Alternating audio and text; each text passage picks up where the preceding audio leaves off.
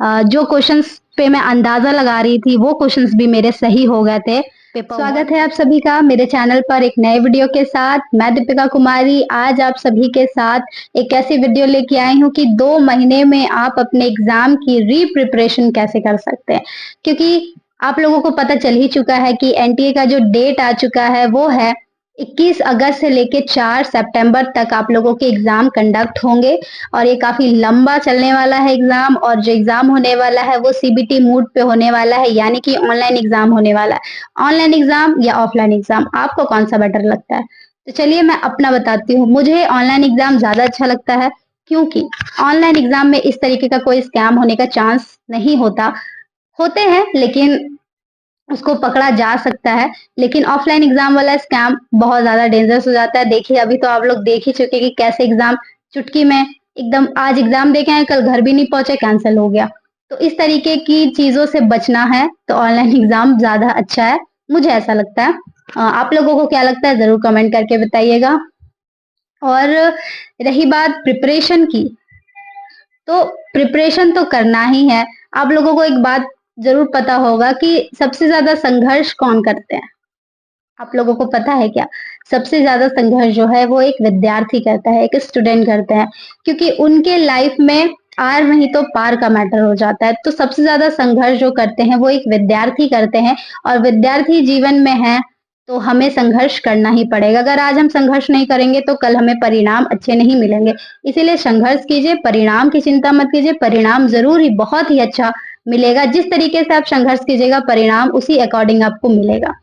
मैं यहाँ पे थोड़ा मोटिवेट कर रही हूँ आप लोगों को, ताकि आप लोग के अंदर एनर्जी आए वापस से प्रिपरेशन करने के लिए, और आप लोग प्रिपरेशन शुरू कर दें। आप लोगों को स्ट्रैटेजी बताती हूँ कि कैसे 2 महीने में आखिर अपना जो एग्जाम है वो कैसे क्लियर करें, कैसे जेआरएफ प्राप्त करें। जेआरएफ करना क्या बहुत कठिन है? कैसे जेआरएफ हो?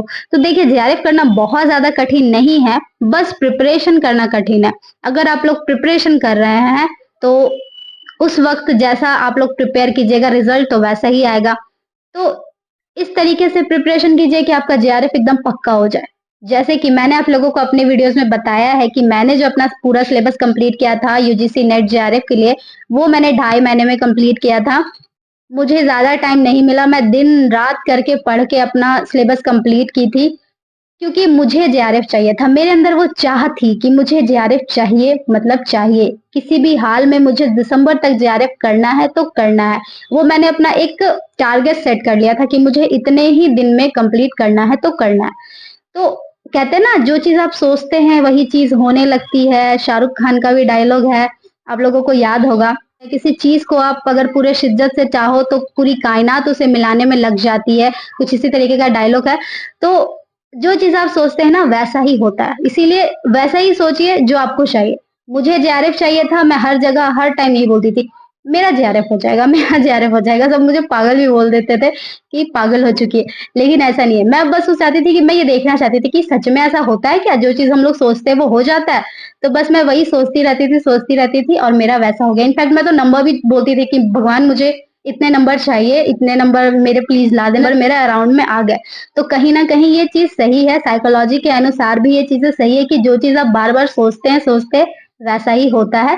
तो मैं यहाँ पे सिर्फ थोड़ा सा मोटिवेट कर रही हूँ आप लोगों को, ऐसा नहीं है कि डायलॉग दे रही हूँ वगैरह वगैरह। मैं सिर्फ थोड़ा सा मोटिवेट करने की कोशिश कर रही हूँ आप लोग, ताकि मोटिवेट हो जाए। तो चलिए मैं अपना वीडियो अच्छे से आप लोगों को शुरू करके बताती हूँ। 2.5 महीने में मैंने अपना प्रिपरेशन कंप्लीट किया। मैं हिंदी साहित्य से थी तो मैंने अपना साहित्य पूरा कंप्लीट किया। जितने भी यूनिट्स लगे थे मेरे हिंदी साहित्य में मैंने पूरा कंप्लीट किया। पेपर 1 भी साथ साथ मैं कर रही थी, लेकिन मेरे पेपर 1 पूरे कंप्लीट नहीं हो पाए थे। तो उसके बाद मैंने पहले अटेम्प्ट में तो मेरा रह गया जेआरएफ 2-4 नंबर से। तो फिर मैंने दूसरे अटेम्प्ट में फिर पेपर 1 पे मैं लग गई। तो पेपर 1 पे लगने के बाद भी मुझे पेपर 1 कंप्लीट नहीं हो पा रहा था। तो मैंने जो 6 टॉपिक्स थे ना पेपर 1 के, जो मुझे समझ आते थे, उनको कवर किया। उनको कवर करने के बाद मैंने उसी अकॉर्डिंग अपना प्रिपरेशन चालू किया। पीवाईक्यूज बनाए, फिर मैंने मॉक टेस्ट दिए, सब चीज मैंने किए। उसके बाद जाके कहीं मेरा पेपर 1 अच्छा रहा। लोग ऐसा बोल देते हैं कि क्या 6 यूनिट से ही करने से हो जाते हैं। 6 यूनिट्स जरूरी नहीं है कि सबसे 5-5 क्वेश्चन ही आए। तो हाँ, बिल्कुल जरूरी नहीं है कि 5-5 क्वेश्चन आए, लेकिन हाँ इतना तो होगा ना कि 6 यूनिट आप करके जा रहे हैं, 30 क्वेश्चन आपके हाथ में है कि आप उसे सही कर सकते हैं। 30 नहीं होंगे तो 28 तो होंगे, 28 नहीं होंगे 27 तो होंगे, और बाकी जो आप तुक्का लगाएंगे उनमें से भी तो जुड़ेंगे। मान के चलिए 25 क्वेश्चन आप लोगों ने सही किया, 6 यूनिट अगर आप लोग करके जाते हैं, 25 क्वेश्चन आपका सही हो जाता है मान के चलिए, और जितने जो बच रहे हैं 20 क्वेश्चन, उसमें आप तुक्का तो लगाएंगे ही। और तुक्का लगाएंगे तो ऐसा तो नहीं कि एक भी तुक्का सही नहीं होगा, कुछ तो तुक्का सही होंगे। तो फिर वो जुड़ के आपके उतने क्वालिफाइंग मार्क्स, जैसे आपके मार्क्स जुड़ के आपका जेआरएफ तक ले जाएगा, क्योंकि पेपर 1 ही होता है जो आपका जेआरएफ करवाता है और नेट करवाता है। इसलिए पेपर 1 पे अच्छे से कमांड कीजिए। अगर पेपर 1 में 25 से कम मार्क्स आ रहे हैं ना, 20-21 तक, तो नहीं होते हैं। मेरे उसी कारण मैं रह गई थी, पेपर 1 के कारण। और ऐसा नहीं है कि पेपर 2 में आपके 100 में 100 आएंगे। तो इसलिए पेपर 1 आपके स्कोरिंग मार्क्स होते हैं जो आपको जेआरएफ करवाते हैं। तो पेपर 1 के 6 टॉपिक्स अच्छे से कीजिए, ताकि आपके हाथ में 30 जो क्वेश्चंस है वो रहे।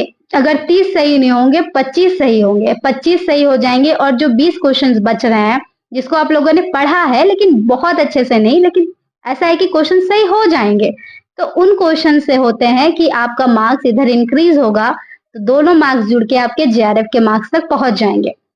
इसीलिए जिन लोगों ने पेपर 1 का प्रिपरेशन नहीं किया है अच्छे तरीके से, अभी आपके पास बहुत अच्छा मौका है। 2 महीने अच्छे से प्रिपरेशन कर लीजिए, बहुत अच्छे से प्रिपरेशन कीजिए, कम से कम उन टॉपिक्स को जो इजी हैं, जो हर बार आते हैं। और अभी जो जून वाला पेपर हुआ उस क्वेश्चन को भी अच्छे से पूरा पढ़ लीजिए, पूरा बना लीजिए, पूरा याद कर लीजिए, क्योंकि कहीं ना कहीं चीजें यहाँ पे आपको फैक्चुअल दिए हुए, वहां थोड़ा एलोब्रेट करके दे दिया जाएगा, थोड़ा उसको डिस्क्राइब करके दे दिया जाएगा, तब आप सोचेंगे कि ये कहाँ से दे दिया। बस थोड़ा उसको लंबा चौड़ा करके दे दिया जाता है और कुछ नहीं किया जाता। अब सीबीटी मूड पे होगा तो आपको इतने आसान प्रश्न यानी कि फैक्चुअल क्वेश्चंस तो बहुत देंगे नहीं, देंगे लेकिन बहुत ज्यादा नहीं देंगे, ताकि आपका जो टाइम है वो फंसा रह जाए। क्योंकि अगर फैक्चुअल क्वेश्चन दे दिया जाए सीबीटी पे तो आप लोग तुरंत तुरंत तुरंत तुरंत टिक लग जाता है, और जो थोड़ा घुमाऊ घुमाऊ प्रश्न होते हैं, थोड़ा लेंदी प्रश्न होते हैं, उसमें टाइम लगता है। तो इस चीज के लिए भी प्रिपेयर रहें कि थोड़ा टाइम आप लोगों का जाएगा इस बार एग्जाम होगा तो, क्योंकि अभी एनटीए क्वेश्चन सेट करेंगे, फिर आपका एग्जाम कंडक्ट कराएंगे, फिर से एडमिट कार्ड निकालेंगे, तो उसमें इतने टाइम तो जाएगा ही, और क्वेश्चंस थोड़ा लेवल तो हाई करेंगे। इन दिसंबर के अकॉर्डिंग आप लोगों को क्वेश्चन होगा, मुझे ऐसा लगता है। तो आप लोग अच्छे से प्रिपेयर हो जाइए, और ये चीज देखिए किन टॉपिक से बहुत ज्यादा क्वेश्चंस आए हैं जून वाले एग्जाम में। जैसे मैं साहित्य की बात करूं, हिंदी साहित्य की बात करूं, तो हिंदी साहित्य में हमारे जो सेकेंड यूनिट है उससे 30 क्वेश्चन आए हैं इस बार। यूनिट 2 से केवल 30 क्वेश्चन आए हैं, और जो यूनिट 5 है उससे 14 क्वेश्चन आए हैं। तो ये दोनों टॉपिक्स जो है काफी ज्यादा क्वेश्चन इनसे आया है। तो जो साहित्य के विद्यार्थी है इन टॉपिक्स पे ध्यान दें। कविताएं जिनकी अच्छी नहीं है, जो अच्छे से नहीं कर पाए हैं, उनको कविताएं पंक्ति जो छोटी छोटी कविताएं हैं, आधुनिक युग की कविताएं जो छोटी छोटी, जैसे महादेवी वर्मा की कविताएं हो गई, फिर आपके अर्जुन की कविताएं हो गई, ये सब छोटी छोटी कविताएं, तो उनको याद ही कर लीजिए। मुझे लगता है कि याद ही कर लीजिए, प्रैक्टिस ही कर लीजिए, PYQs ही सॉल्व कर लीजिए, आपका हो जाएगा कविताएं। इस तरीके से छोटी छोटी कविताएं और भी हैं, मुझे याद नहीं आ रही है, और भी कविताएं जिनकी है उनको अच्छे से कर लीजिए। और आप लोगों को पता ही है कि एनटीए सिर्फ यही पूछते हैं कविताओं में, पहला दे दिया लाइन, दूसरा दे दिया, तीसरा दे दिया, रीअरेंज कीजिए, क्रम से लगाइए, कौन पहले है, कौन बाद में है, कौन उसके बाद में। तो इसमें आप लोग जान रहे हैं किस तरीके के प्रश्न आ रहे हैं, तो इस तरीके के प्रश्न को सॉल्व कीजिए, तभी हो पाएगा, नहीं तो नहीं हो पाएगा। फिर वहां पे जाके भूल जाना, नहीं याद आना, ये बहुत ज्यादा आने के बाद ना डिप्रेशन पैदा करवाते हैं कि मुझे आता था मैं नहीं कर पाई। वो चीजें नहीं होनी चाहिए। आप लोग अच्छे से एकदम प्रिपरेशन कर लीजिए। कविताओं से प्रश्न हर बार आ रहे हैं, पिछले बार भी दिसंबर में भी काफी प्रश्न थे कविताओं से, और अच्छे खासे प्रश्न थे, रीअरेंज करने के लिए थे। फिर कौन जो है वो किस चीज से संबोधित किया जा रहा है, किसको, इस बार भी आया था प्रेमवत को किन किन चीजों से, किन किन नामों से संबोधित किया गया है। तो ये सब चीजें जरूर देख ले कि किन किन कविताएं, जो लंबी कविताएं हैं उनमें किन के नाम आए हैं, किन से संबोधित किया जा रहा है। तो ये सब चीजें आप लोगों के लिए बेनिफिशियल रहेंगे और बेनिफिट होगा आप लोगों को जरूर। और यूनिट 2 तो बहुत बड़ा है, पूरा हिंदी साहित्य का इतिहास ही है।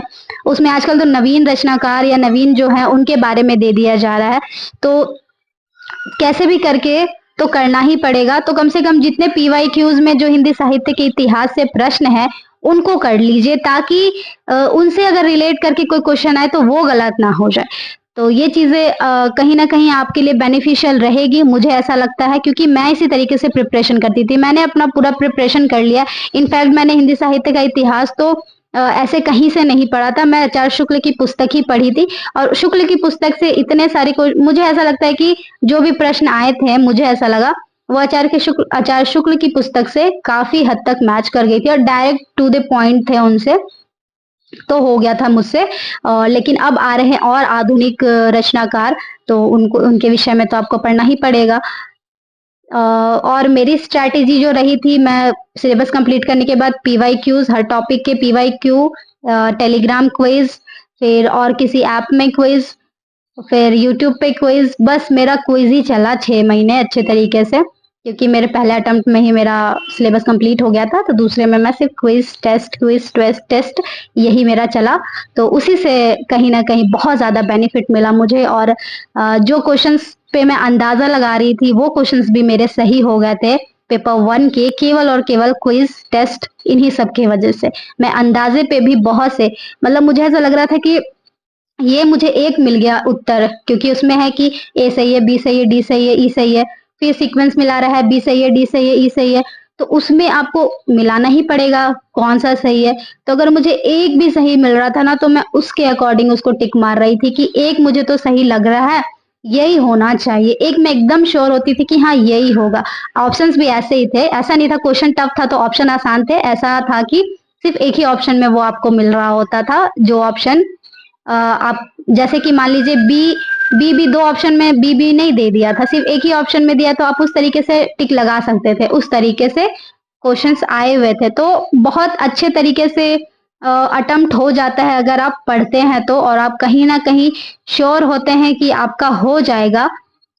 लेकिन फिर भी कट ऑफ पे ही सब चीज निर्भर करता है। तो इस बार का एग्जाम जो हुआ सो हुआ, अब उस चीज को बटन बना के अपने पीठ पे टांग के ना चले, आराम से उसको जाने दे। हाँ जो हो गया सो हो गया, अब जो होने वाला है, क्योंकि जो एग्जाम होगा उससे आपका फ्यूचर डिपेंड करेगा ना, कि आपका करियर उससे कैसा होता है। आपका नेट होगा, JRF होगा, तो आप PhD में जाएंगे, फिर आगे आपका करियर अच्छा होगा। या अगर इस टाइम को भी अगर गवा दिया जाए, जो 2 महीने का टाइम है, तो फिर अगले बार फिर इंतजार करो, फिर आपका टाइम जाएगा।